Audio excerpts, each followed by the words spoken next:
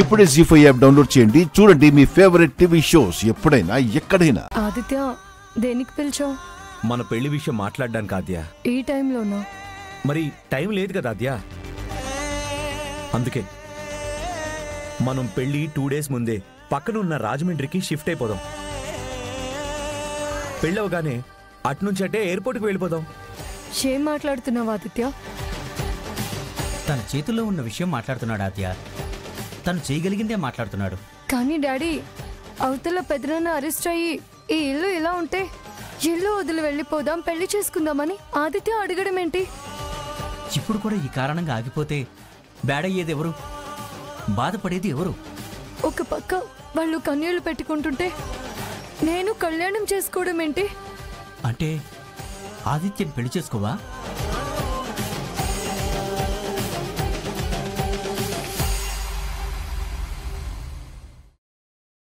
జీ5 app download చేసి అన్ని episodes పూర్తి ఉచితంగా చూడండి.